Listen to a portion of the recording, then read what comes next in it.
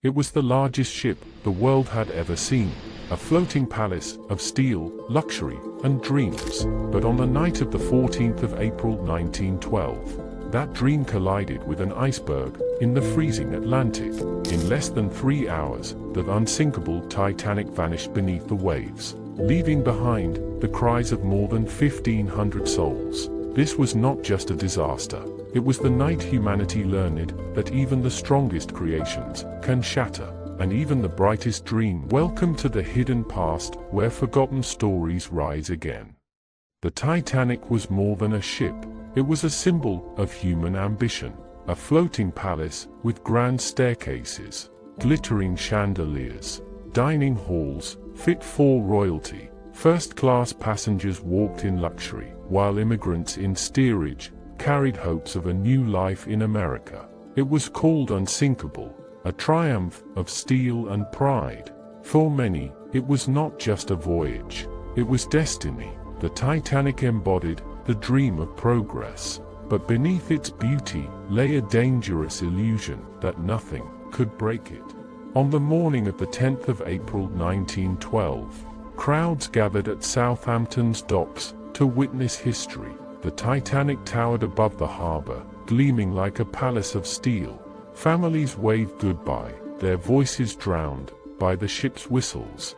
For many, this was not just a voyage. It was the beginning of a new life. First-class passengers boarded with trunks of jewels and gowns. Immigrants carried small bags filled with hope. For the wealthy, life aboard the Titanic was a dream. They dined on silver plates, listened to orchestras in glittering salons, and strolled along decks that felt like floating boulevards. Every detail spoke of elegance and pride, but below, in steerage, thousands of immigrants shared cramped cabins. They sang folk songs, told stories of the new world, and clung to hopes of opportunity. Their journey was not about luxury. It was about survival and dreams of freedom. Two worlds lived side by side, divided by steel and class. Yet fate would soon remind them that the ocean does not care for wealth or poverty. As the Titanic sailed across the Atlantic, warnings began to arrive. Wireless operators received messages from nearby ships, icebergs ahead, dangerous waters. But in the glittering salons, passengers danced to the orchestra, unaware of the danger. The crew noted the warnings, yet the ship pressed forward at full speed. Confidence in the Titanic's strength drowned out caution.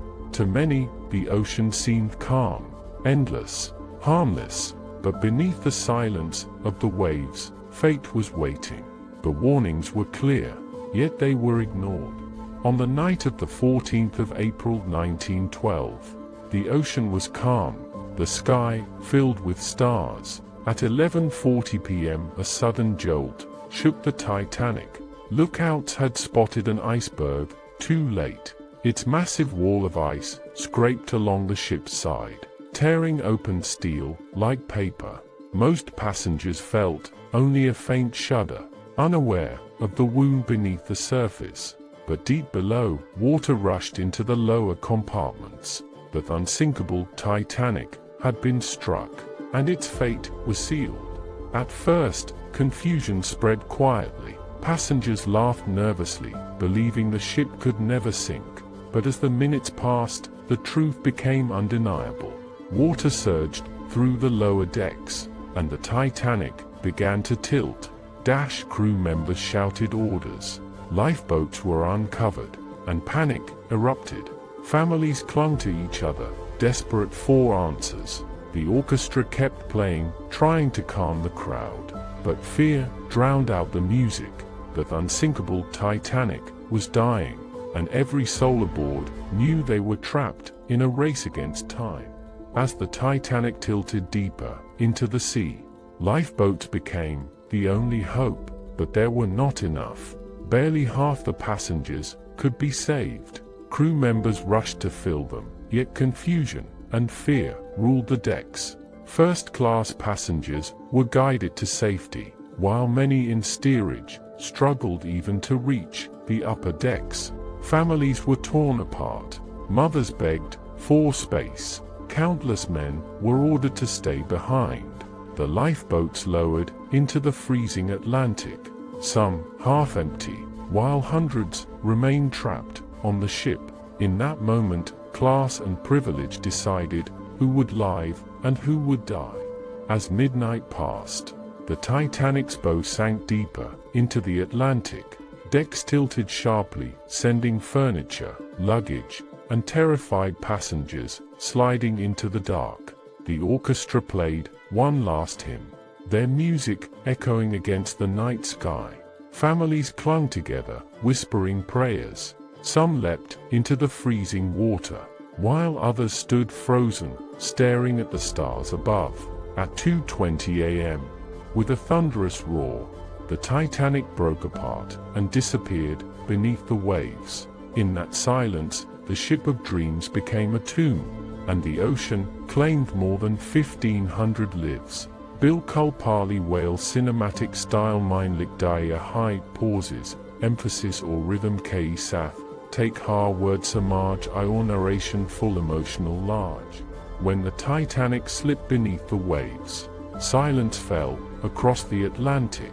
In the lifeboats, survivors huddled together, shivering in the freezing night. They watched helplessly as the cries of hundreds echoed across the dark waters, voices that slowly faded into silence. The ocean was calm, almost cruel, reflecting the stars above as if nothing had happened. Mothers searched for children, husbands for wives, but the sea had claimed them. For those who lived, survival felt like a curse, as they drifted in the endless black, waiting for rescue. The ship of dreams was gone, and the Atlantic had become its grave. When the Titanic vanished beneath the Atlantic, the world refused to believe it. Newspapers rushed to print headlines, some claiming, "All saved," others whispering of disaster. Families crowded outside offices, desperate for news of loved ones. As the truth emerged, grief swept across continents. The Unsinkable ship had taken more than 1,500 lives, and the myth of human invincibility was shattered. From New York to London, silence fell in churches, in homes, and in streets. The Titanic was no longer a triumph of progress. It had become a symbol of tragedy. In the weeks after the disaster, inquiries were launched in London and New York. Officials questioned survivors, crew members, and company leaders. The world demanded answers. Why were there so few lifeboats? Why were warnings ignored? But the hearings often protected the powerful. The shipbuilders blamed the captain, the company blamed fate, and responsibility dissolved into politics. Families of the lost received little justice, only silence and sorrow. The Titanic had revealed not just human ambition, but human arrogance, and the cost of ignoring truth. More than a century has passed, yet the Titanic still haunts our imagination. Its wreck lies 2 miles beneath the Atlantic, a silent monument to human ambition and human fragility. Museums, films, and stories keep its memory alive, reminding us that progress without humility can end in tragedy. The Titanic was not just a ship, it was a dream, a warning, and a legacy carved into history. Every silence hides a story, and every story deserves to be heard. Subscribe to The Hidden Past, and never let history fade.